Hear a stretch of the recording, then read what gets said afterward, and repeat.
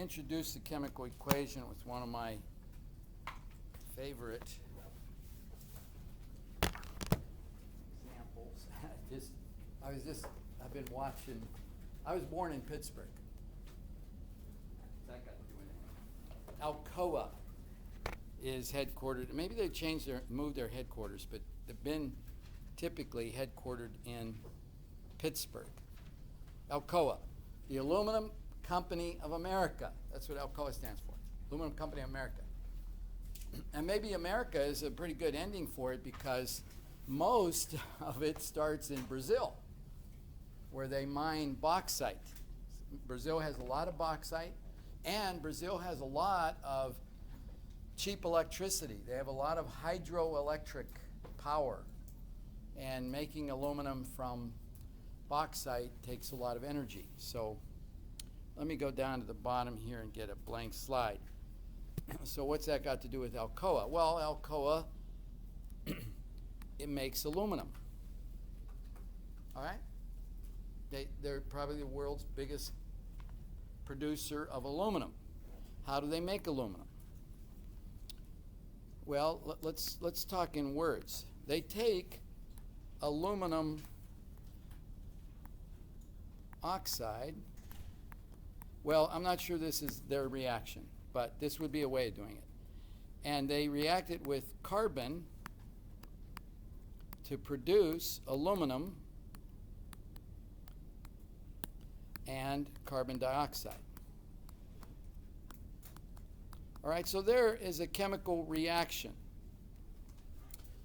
Chemists like to put this in shorthand and put it into a chemical equation and then balance that chemical equation.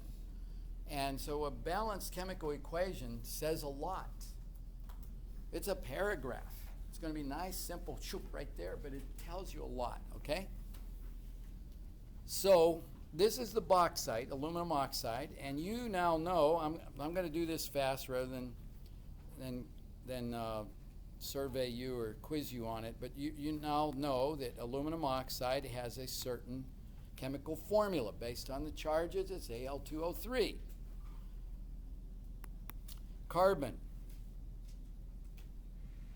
elemental carbon. So they're reacting with elemental carbon.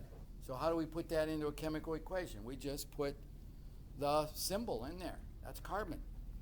And then an arrow. What we're doing here, these are the starting materials, which we call the reactants. The reactants are on the left. The products are on the right. What are the products? Aluminum and carbon dioxide. Okay, now I'm going to, before we get into any further here, I'm going to just, before we focus on balancing this thing, I just want you to be aware of these symbols that you're going to see. You'll see symbols like this. And what those symbols are in those parentheses after there are basically telling you what is the physical state of this compound or element at room temperature, standard conditions, room temperature. Room temperature, aluminum oxide is a solid. Carbon is a solid. Aluminum, all right? All right, so all this, whenever you see an aluminum, it's mostly coming from Alcoa. Aluminum is solid at room temperature. Carbon dioxide is a gas. So the kinds of things you see are solid, gas. You might see this. H2O is a liquid. You might see, okay, for example, I'll erase all these in a second, but you might see sodium chloride, solid. What is that? That's like what's in your salt shaker at home. It's a solid. But you might, and you see it even in this chapter, you'll see times when we'll put an AQ after the sodium chloride. What does that mean? Aqueous. It's an aqueous solution of sodium chloride. So it's sodium chloride in water. Trying to think what others you see. I always get to this point, and there are 2 or 3 others, and I forget what they are. Solid, liquid, and gas, aqueous. Those are some of them, okay? So just be aware of those things. When we get to precipitation reaction, you're going to see things, well, you might see lead nitrate, and it's going to say it's aqueous, and then you're going to see something over here, and it's going to say lead iodide, and it's going to say it's a solid. So here, what it's telling you is you're starting out with a solution of lead nitrate, and what you're ending up with is a precipitate. This may be wet, it may actually be in the water, but it's not dissolved in the water. This means it's actually dissolved in the water. It's floating around in solution. But if it precipitates out and is falling to the bottom of the liquid water, then it's no longer aqueous. It's actually solidified, crystallized, and formed a precipitate. So we'll get to that when we talk about precipitates. Boink. I should have probably used a different slide. So, all right, so now I'm going to quickly talk about balancing this equation. Oh, I'm losing a lot of stuff here. I could leave those on there. I just don't want them to be our focus right now. So we know that solid, and CO2 is a gas. Okay, now we've got the chemical equation. We have the reactants and the products with their correct formulas. CO2 is CO2.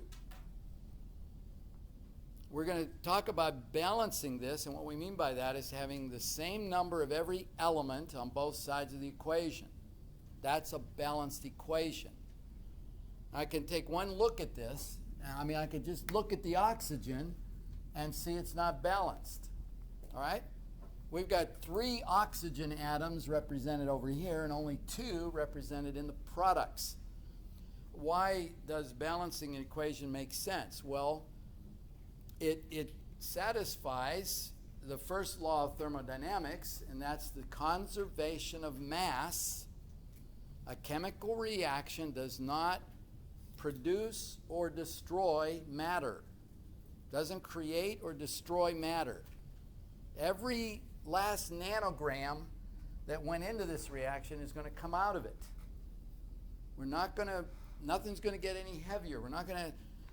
Or it's not going to get lighter. We're not going to do this and end up with only 2 atoms of oxygen coming out. If 3 go in, 3 got to come out. All right, so we can't balance this by just saying, well, why don't we just change that to a 3? Why don't we just change these numbers? All right, that's not carbon dioxide.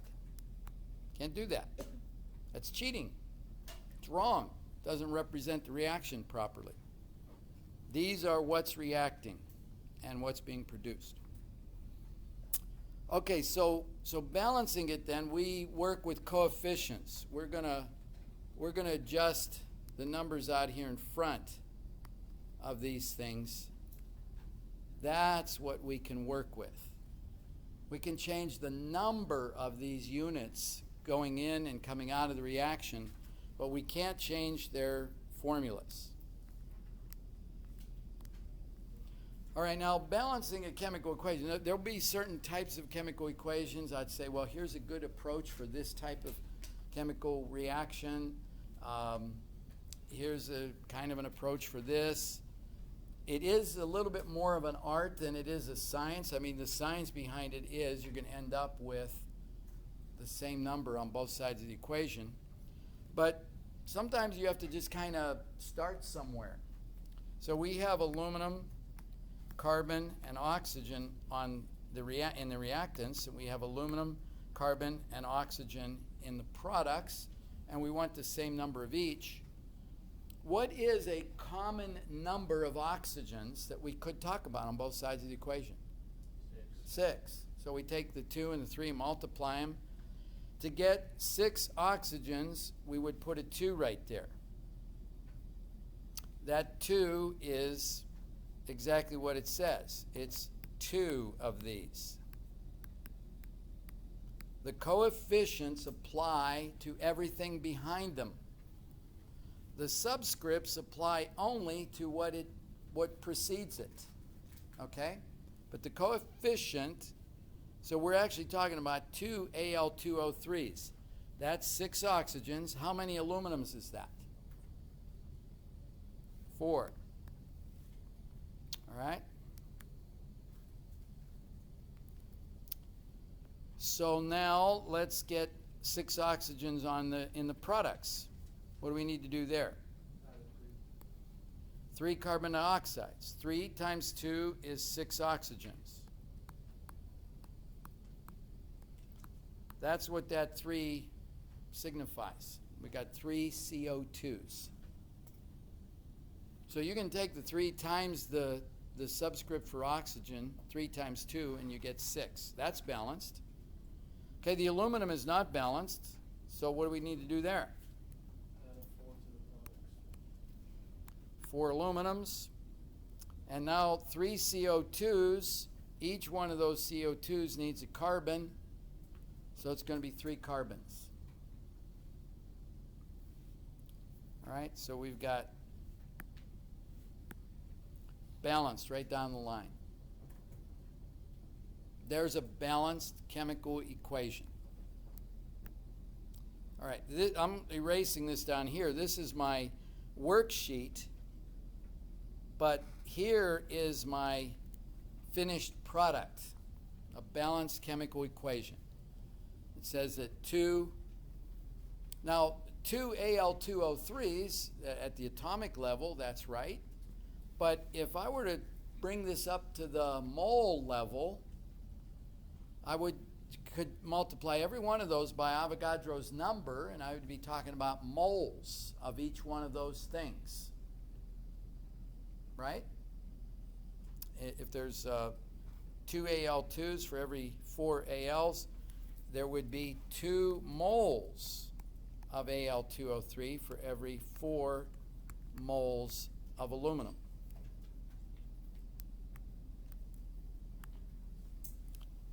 Three moles of carbon, 3 moles of CO2.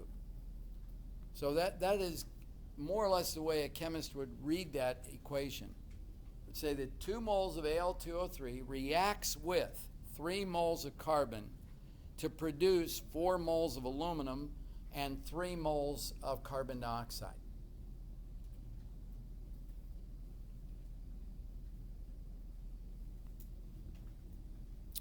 So we can take those coefficients and start talking about the ratio of one substance to any other substance in the chemical equation.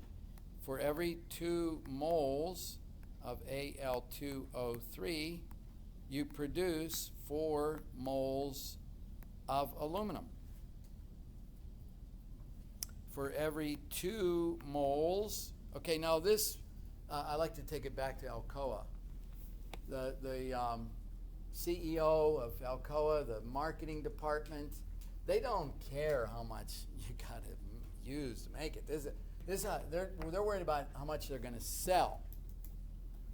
So they will tell manufacturing, not necessarily in moles.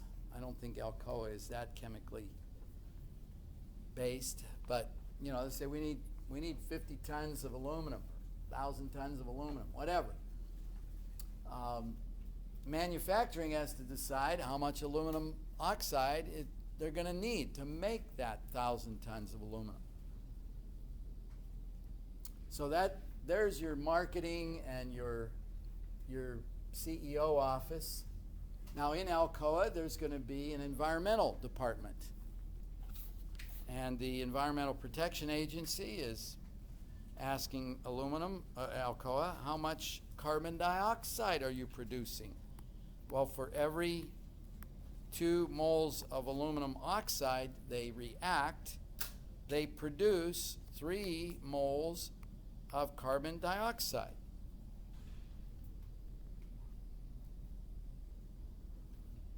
purchasing department. So marketing says we need 1,000 tons of aluminum. We looked at our orders and what we expect to sell in the next 3 months. So purchasing has to decide what to buy. So for every 2 moles of aluminum oxide, they're going to need 3 moles of carbon to react with it. They can't just buy bauxite. They can't just throw bauxite into this reaction and come out with aluminum. You can see the role that carbon's playing in here. And this is a high energy, to make aluminum is a high energy process. The electrical energy, you need very high temperatures to get the carbon to start reacting with the oxygen that's in the bauxite, and when it does, it comes off as a gas, carries the oxygen away, and leaves behind, then you get it down completely, and you got liquid aluminum floating around in there. All right, so you can just relate any 2 things to one another. For every 4 moles of aluminum, you're going to produce 3 moles of carbon dioxide.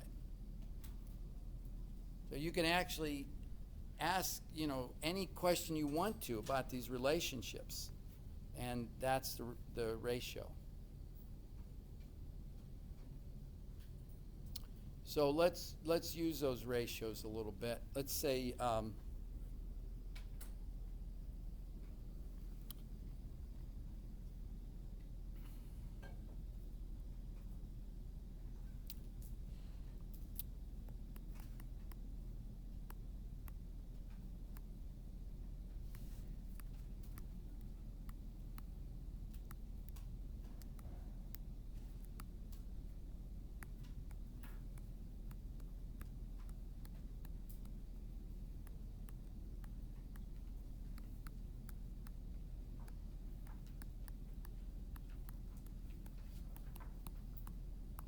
let's just pull this out of thin air. If I was going to react 12.5 moles of aluminum oxide, theoretically, how much aluminum could I produce from that? So I have 12.5 moles of aluminum oxide, and in these kinds of calculations, I don't just like to put in 12.5 moles, because it begs the question, moles of what? All right, it's good to carry along in the calculation exactly what you're talking about, because we want to convert moles of aluminum oxide into moles of aluminum, right? That's what we want to do. And what do we know about that ratio? Well, we know about the ratio of aluminum to aluminum oxide from the balanced chemical equation. And where are we going to put the moles of aluminum? Right up here?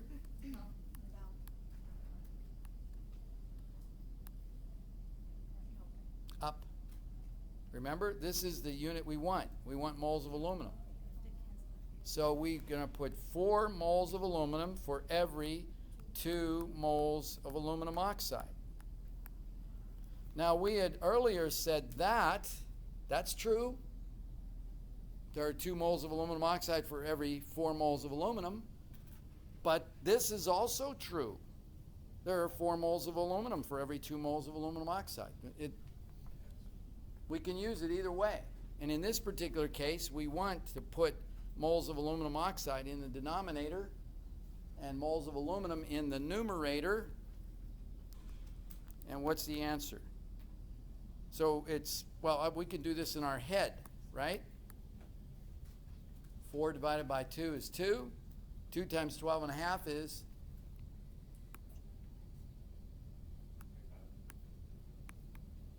25 moles of aluminum. Okay? So I just want to give you a quick example of how you use this relationship, these coefficients.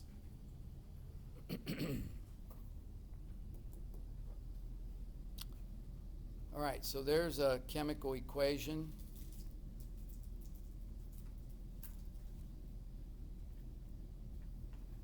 All right. process in which one or more substances is changed into one or more new substances is a chemical reaction. Right, this isn't a physical change. We're actually getting new stuff. Hydrogen gas, this is a gas, reacts with oxygen gas to form liquid water. Now we're saying what the product is, the H2O is in its standard state. When you burn hydrogen and oxygen, I mean, that's what you do. You burn it, high temperature. You actually get steam, but when that steam cools down, it condenses into liquid water. But here's what's happening at the atomic level.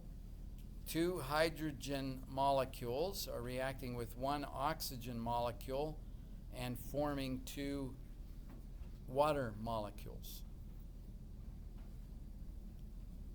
And then if you had Avogadro's number of these, you would actually have 2 moles of hydrogen molecules reacting with 1 mole of oxygen molecules to produce 2 moles of water.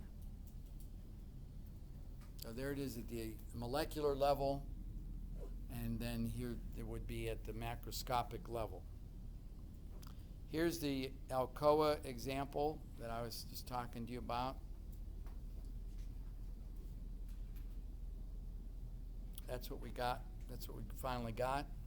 So this equation right here says a lot. It really tells you a lot. Just always keep in mind the reactants and products have to be represented accurately in terms of what they really are and what the formulas are for those substances, what the chemical formula is for that substance. And don't manipulate those formulas to balance the equation. That's not appropriate. You're actually changing the nature of one of the reactants or the products. So you're describing a new reaction. You can only change the coefficients. So how are we reading it? Two magnesiums plus 1 O2 forms 2 MgO. 2 atoms plus 1 molecule makes 2 formula units, or 2 moles of magnesium plus 1 mole of oxygen makes 2 moles of MgO. Here it is at the mass level. If we were, there it is on the mole relationship, number of atoms and molecules involved. But what about the weight? Well, 2 moles of magnesium weighs 48.6 grams of magnesium. 1 mole of oxygen is 32 grams of oxygen. And it produces, 80.6 grams of magnesium oxide. If you take the molar mass of this times 2, you get 80.6. And so you can see that the mass of the reactants is translating into that exact mass of product. Okay, so we read it this way with those coefficients. We don't read the coefficients as mass. We read them as moles.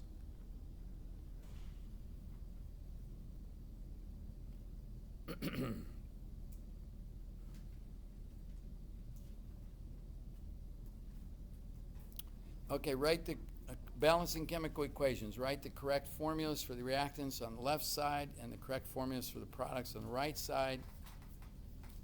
Ethane reacts with oxygen to form carbon dioxide. Okay, you would have to know what the formula is for ethane.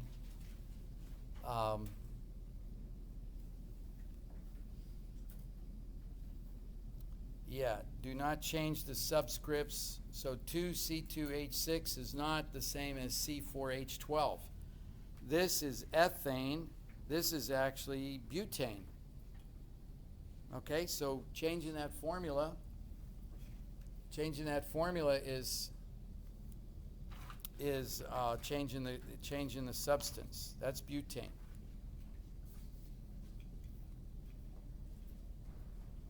Okay, let's balance a couple equations.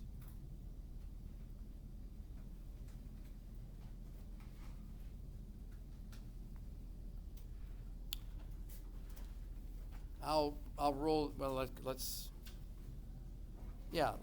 do this first one. Zinc plus hydrochloric acid is forming zinc chloride and hydrogen gas.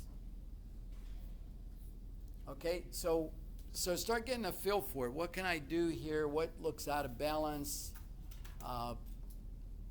Look at the hydrogens. We got one hydrogen on the left, two on the right. We could fix that pretty easily, right? By putting a 2 right there. That gives me 2 hydrogens. Hydrogens are balanced. And lo and behold, what does that do? That gives me 2 chlorides. And it balances the chlorides. So that's balanced right there. Iron plus oxygen forming iron oxide. Okay, I think our aluminum example gives us a little help there. How do you go ahead and balance that one?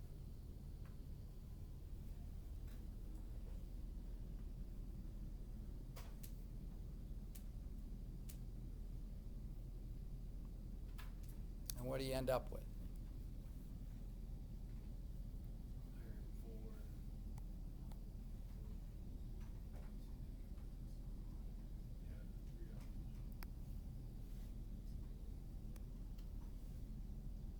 All right, that balance it.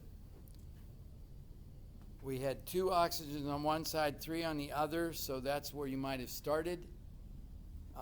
6 oxygens, so I need 3 O2s. I need 2 Fe2O3s. That gives me 6 oxygens. Well, let me just say a little bit of a strategy.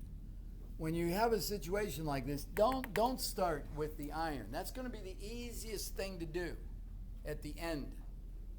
Okay, so don't start with the easiest thing. I mean, well, for example, look at what I do. Here's what I'm saying. I can't erase this. Why won't it erase? If I had started there, okay, I could say, well, I'm going to, oh, that's an Fe.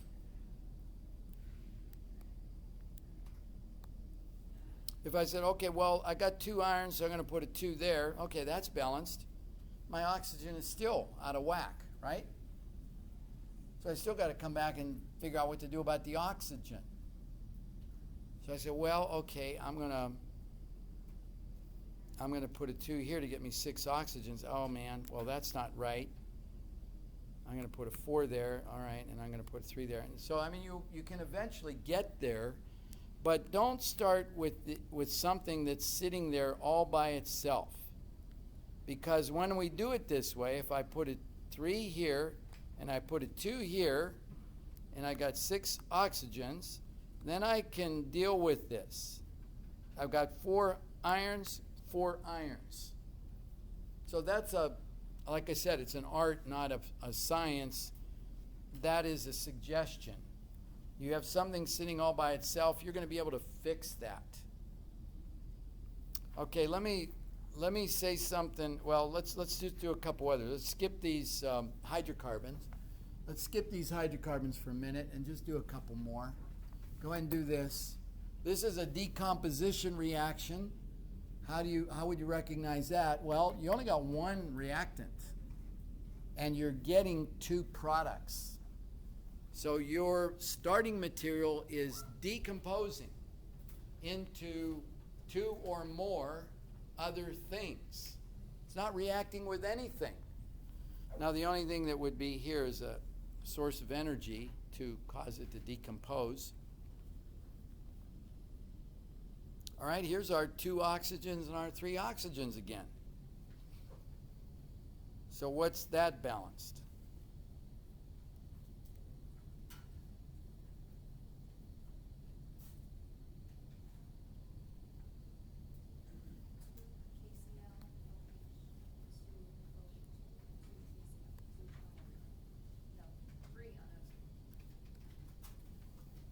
All right. There's your 6 oxygens. 2 times 3, 6 oxygens. 3 times 2, 6 oxygens. But by putting a 2 here, we've got 2 potassiums and 2 chlorides. I can fix that with a 2 right there.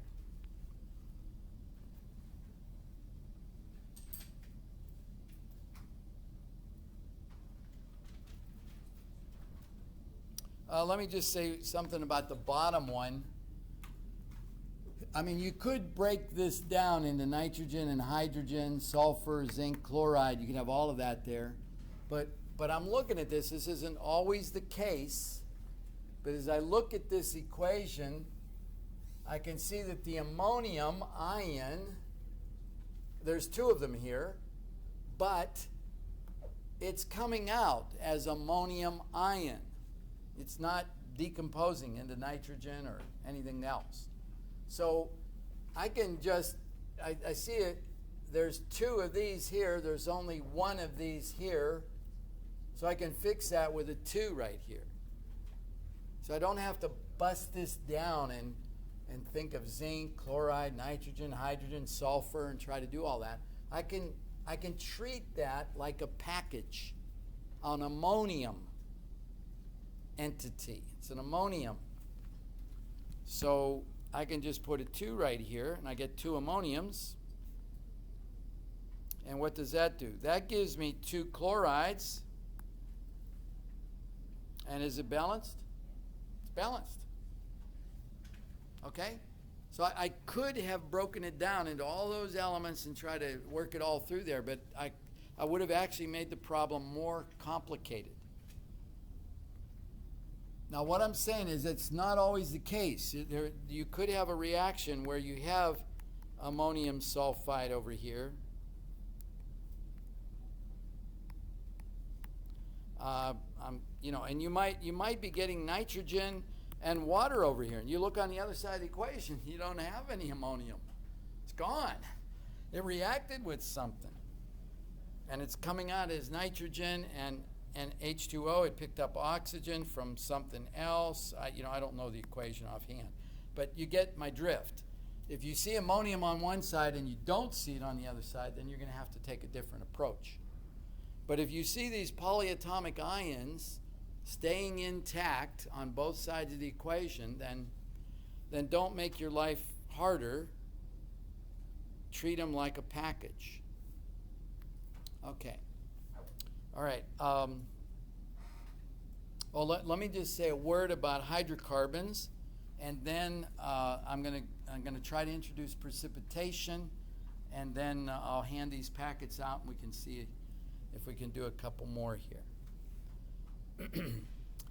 Well, notice these 2. I could write a whole page of examples of hydrocarbons, hydrogen and carbon, plus oxygen, and I wouldn't change the products. Be carbon dioxide and water, carbon dioxide and water, carbon dioxide and water. That's what we do with hydrocarbons. We burn them. So let me take that one, C3H8 plus oxygen. So this is complete combustion. This is a complete combustion reaction. A hydrocarbon, what did I do? So I got a hydrocarbon plus oxygen yielding carbon dioxide and water. I could just say that's the general reaction. Okay, methane at home is a hydrocarbon, CH4. You burn it, produces carbon dioxide and water going out the stack on your furnace. Propane in your grill. This is it, C3H8. This is propane. So when you're grilling out with your little white tank of gas, you're taking oxygen out of the atmosphere and producing carbon dioxide and water. Gasoline plus oxygen, carbon dioxide and water. That's what's coming out of the back of your automobile, out of your exhaust pipe. It's carbon dioxide and water. Now, this is complete combustion. Now let me just suggest this approach to these. And we'll do this one, and then I think what was the next one was C8H18. All right. I'm putting CHO.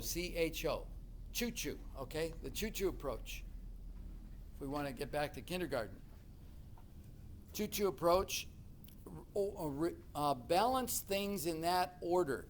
So what do I mean by that? I've got 3 carbons in propane, so I'm going to put a 3 in front of my CO2. I got 3 carbons. I've got 8 hydrogens in propane, so how many water molecules is that going to produce?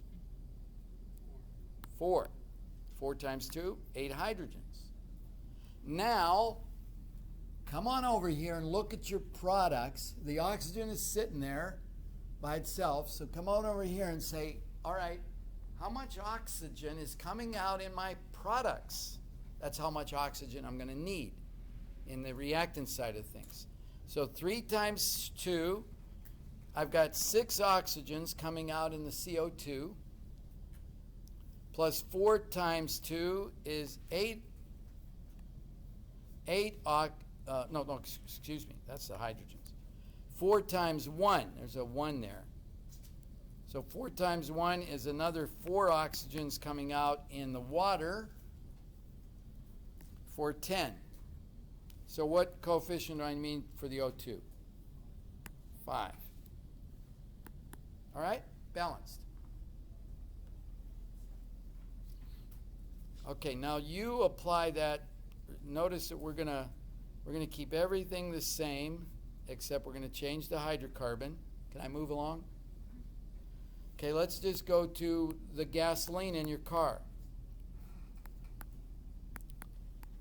Like I said, the reactant is the same. It reacts with oxygen.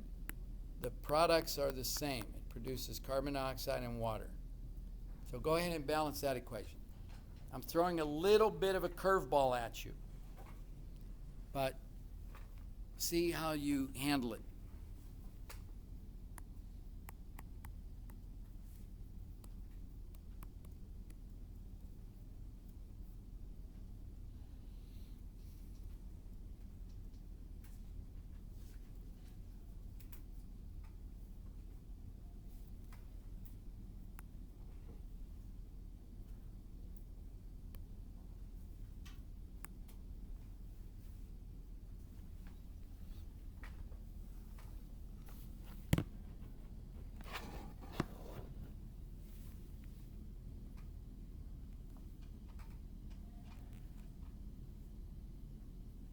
Okay, have you seen the problem? All right, in the products, do you get an even number of oxygens? No, you get an odd number of oxygens, which is a bummer because oxygen comes in pairs. So what do we got here? We got 18, so I'm going to put a 9 here. Didn't put it there very well. 9 right there. So that gives me 18 hydrogens. So let's see how many. The other thing is some of these numbers can get big. 8 times 2 is 16 oxygens, plus 9 times 1 is 9. I got 25 oxygens. Well, I mean, okay, that's not 12 O2 molecules is 24 oxygens. 13 O2 molecules is 26 oxygens. So that's really 12 and a half, right? That is balanced, but not just a half of an oxygen molecule is going to react. And we don't like fractions in these balanced equations. So what can I do to get rid of that fraction? Okay, multiply everything by 2. All right, this is the pancake situation. You got a recipe, it makes 12 pancakes. Oil, eggs, milk, and flour. You want 24 pancakes. You need to double the oil, the eggs, the milk, and the flour. Got to double everything. You can't just double the eggs and get 24 pancakes. All right, got to double everything. So keep in mind that in front of C8H18 is a coefficient. It's the number 1. So 2 times 1 is 2. 2 times 12 and a half is 25. 2 times 8 is 16. 2 times 9 is 18. I think I must have had this or something similar on a test, and a student said, I just didn't think there would be coefficients that big. You know, the student got the right ratio, but just thought she saw a 25 in the equation and thought it had to be wrong. But that's right. And if we just want to double check, 2 times 8 on the carbon is 16 carbons. 2 times 18 is 36. And 25 times 2 is 50. We've got 16 carbons over here. We've got 18 times 2 is 36. 36 hydrogens, and 16 times 2 is 32, plus 18 more is 50. All right, we're balanced. Okay, like I said, I'd like to dwell here. I'd like to have you work on the worksheet for the rest of the 15 minutes, but I'm going to send you away with this worksheet. I want to get back to the next topic. All right, so we've dipped our feet into, we'll come back and talk and answer questions about balancing some more on Thursday. But let's look at precipitation reactions. You got some slides in here? Okay, let me just point this out. That's ethanol right there. C2H5OH is ethanol. Play around with some of those. That's not a pure hydrocarbon. That's an alcohol. And it's a little trickier because you've got oxygen in the organic molecule and oxygen in the gas and carbon dioxide. You got oxygen in everything. So you have to take that into consideration when you balance it. But practice a couple of those. All right, precipitation reactions. It would have been neat to have a couple little examples of this. But here's where these are going to be these are going to get real helpful to you in some of these types of chemical reactions. And what do we have here? We got lead nitrate aqueous. What is that telling us? That is soluble in water. That's probably a more dangerous form of lead because it is soluble in water. If you got that on your fingers, licked your fingers, it would be bioavailable. It would dissolve in the water and absorb into your body pretty readily. So lead nitrate, that's soluble in water. Sodium iodide is soluble in water.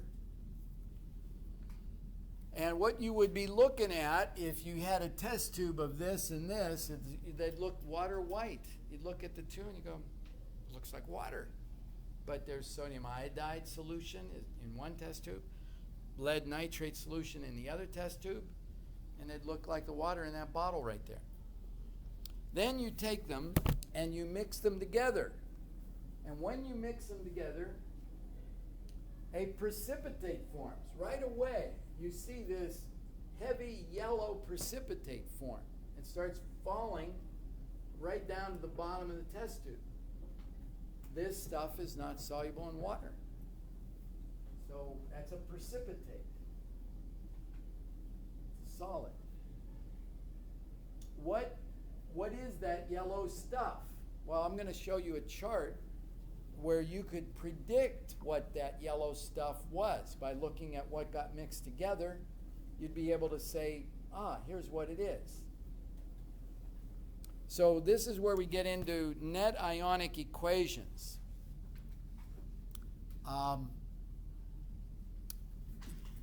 If I looked at what is this, and I got it like that, this is what's in the one test tube. The lead nitrate test tube has lead ions and 2 nitrate ions floating around in it. The sodium iodide test tube has sodium ions, 2 sodium ions for every 2 iodide, or 1 sodium for every 1 iodide. But I've got the equation balanced So I'm carrying this in there. 2 sodium iodides is going to give me 2 sodium ions and 2 iodide ions. So this is my starting material. 2 test tubes with a bunch of ions floating around in them. But as soon as I pour this into this ion comes into contact with that ion and forms a precipitate. I could say, well, that ion comes into contact with that ion, but it is soluble in water. Sodium nitrate is very soluble in water, so it doesn't precipitate.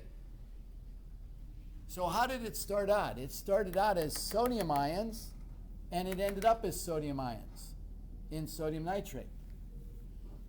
In the lead nitrate, the nitrate started out as nitrate ions, and it ended up as nitrate ions. So what we call these are spectator ions. Spectator ions. In other words, you know, it's just like spectator. Spectator ions. Someone went to the ball game. They weren't in uniform. They didn't get sweaty. They ate popcorn. They watched the game. That's what these ions did. They didn't really get involved in the reaction. So what we do is we cross out the spectator ions, and what it leaves behind is the net ionic equation. What is the net thing that happened? A lead plus 2 ion, collided with 2 iodide ions and formed lead iodide. You might see these with an AQ after them, but look for that. Look for that in an equation like this, and it's pointing to the precipitate.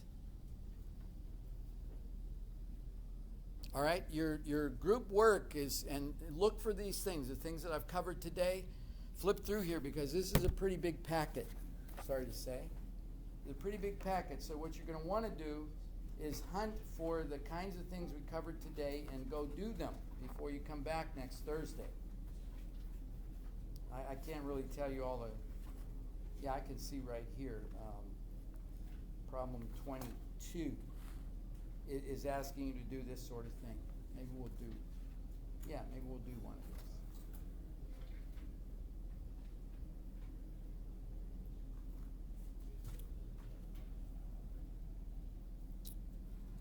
Yeah, so this is showing you a picture of what's going on. Here's your one test tube with, there's lead. What is that green one right there? That's potassium, nitrate, iodide. So that as these things mix together, this combines with 2 of these, and you get this heavy precipitate, and the potassium and the nitrate ions are still floating around in the water.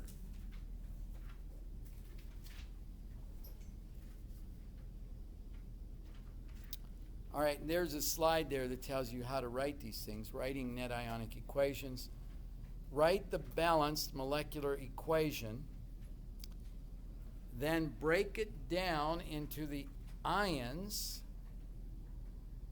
separate it out into ions, cancel out the spectator ions that are on both sides of the equation, and what you're left with is a balanced net ionic equation. All right, here's the table that you need to be familiar with. And you have this table in this packet. So yeah, this packet looks big, but there's some problems that take up a lot of room to solve.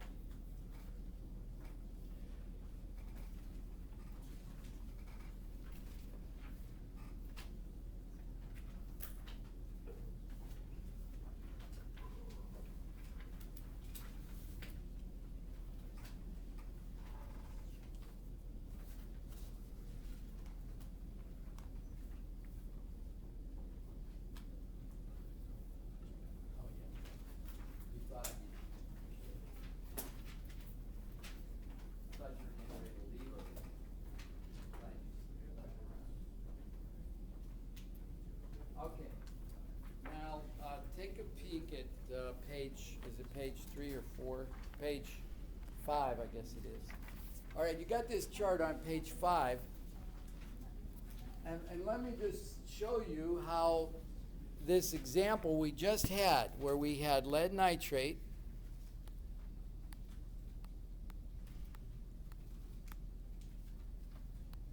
and we had, what would we have? Sodium iodide. And we said this was aqueous, and this was aqueous. Now this chart, we could actually look at this chart and say, does that sound right? All right, how does this chart work? So get familiar with how to use this chart. You'll have this chart available to you on the next exam. All right. Let's look at the top of the chart first.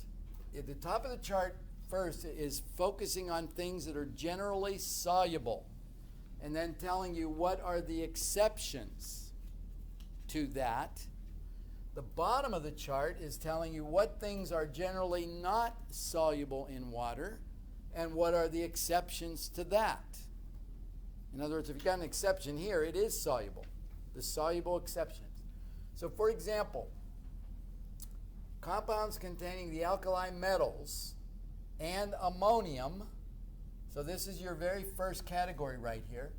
So look at that. Group 1A, lithium, sodium, potassium, rubidium, cesium, francium, and ammonium. Compounds are generally soluble in water. Are there any exceptions? None.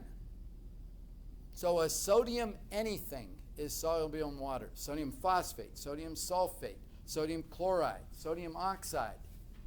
Okay? That's what that's telling you. Sodium anything is soluble in water. Lithium anything. Ammonium chloride is soluble in water. Ammonium phosphate is soluble in water. It's not going to precipitate. All right? Nitrates. Nitrates, acetates, bicarbonates, chlorates, and perchlorates are soluble in water. Are there any exceptions? No. All right, so here are positive ions, and no matter what negative ion you put it with, it's going to be soluble in water. Here are negative ions, and no matter what positive ion you put it with, it's going to be soluble in water. So would lead nitrate be soluble in water? We said it was. Would this chart agree with that? It's a nitrate. And all nitrates are soluble in water. So lead nitrate, barium nitrate, doesn't matter what nitrate, they're soluble. Okay, halides. Now we're getting into group 7. They are generally soluble in water, but there are some exceptions.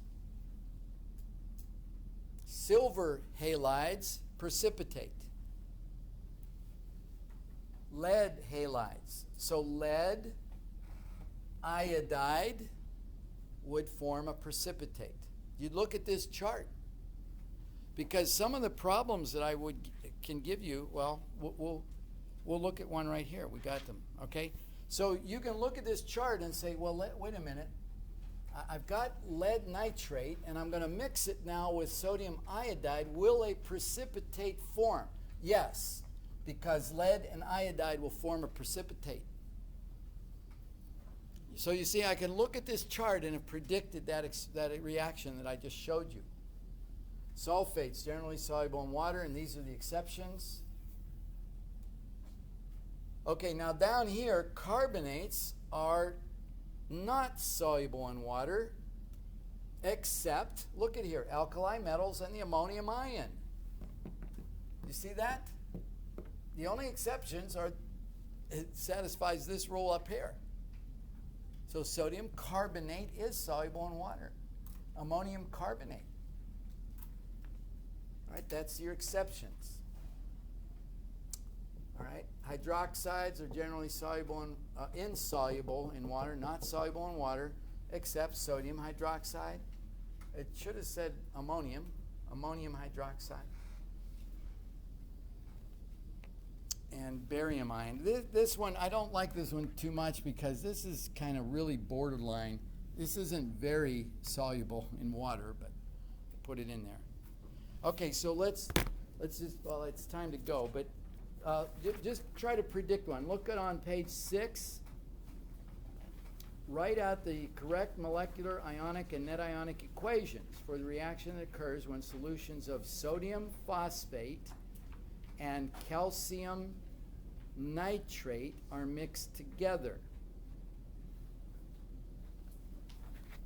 Okay, so we have sodium phosphate and calcium nitrate.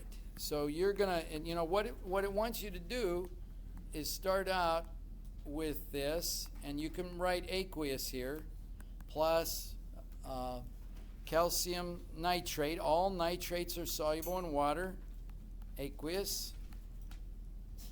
And now it's begging the question, is a precipitate going to form? Will sodium nitrate precipitate? No, no. All sodiums are soluble, all nitrates are soluble. Will calcium phosphate precipitate? Yes. Okay, now write the right formula for calcium phosphate.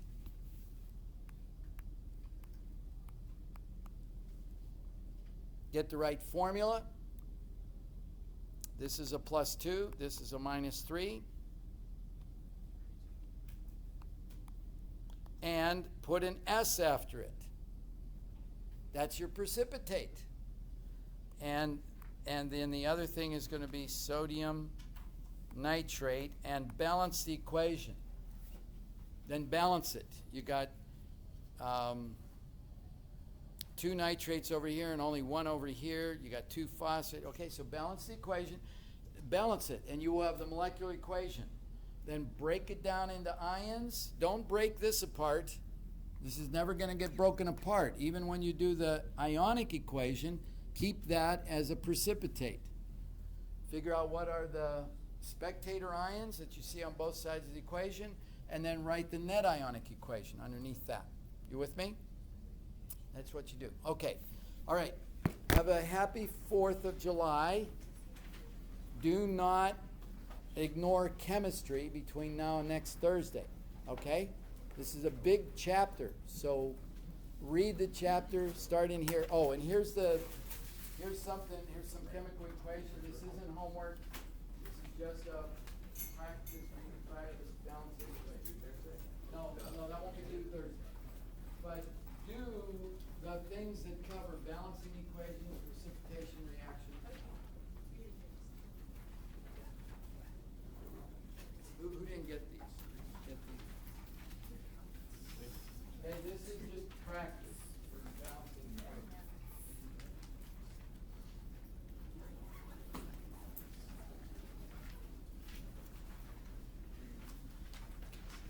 Here we go. Have a good week. See you next Thursday. Is the packet going to be due? Because I won't be here next Thursday or the Tuesday after. Probably. So I can email you. Yeah, can you scan it to me? Yeah, I can do It that. might be due Tuesday. Okay. I'm not, like I said, this is a big chapter, so even Thursday we'll probably be finishing things up on it Okay. the following Tuesday. Okay. I'll try to get the date up into I'll just Canvas. finish it and send you pictures. Okay. Professor, I have a question for you. So here, I have my equation. So I will start writing this, and then I need to ask if nitrate is soluble. Well, see, when you mix them together, Okay. this is going to come into contact with that. Okay. And you ask the question, will that be soluble? Yeah. And yes, it will be. Yes. So you can Okay. put an AQ after that. All right, that's telling you that's soluble.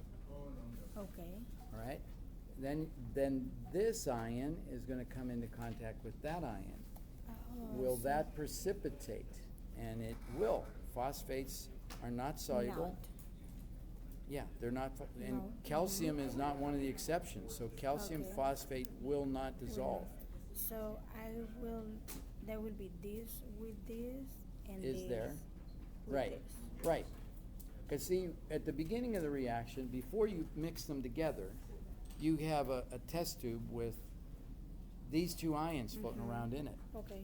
They haven't seen this yet. Okay. You got another test tube over here with these two ions in it. Okay. Now when you mix them together, Okay. this ion comes into contact with that ion. Okay. And is that soluble in water? And it says, no, it is not. Okay. So that's why you get that. You get a precipitate, calcium phosphate. Okay. You and follow that? because and because this is soluble with this, it will be aqueous. Right. See, soluble compounds, sodium. Sodium. No exceptions. No exception. And Nitrates. we have nitrate. And no exception. No exceptions. Okay. The only thing that I really don't understand is the second part. So calcium, Phosphate. I have So here's your my phosphate. phosphate that is none, It's insoluble, and then I have my calcium. and it's not one of the exceptions. So there is no one of the sections. So this, it will be soluble. No, S means solid. Solid. Solid. Doesn't mean soluble. Means it's a Okay. solid precipitate. So whenever they don't Dissolve. dissolve, is Yes. a Then you solid. put an S. Okay. Then it becomes a solid. Yes. Because that's the average of all of them. Okay? Okay.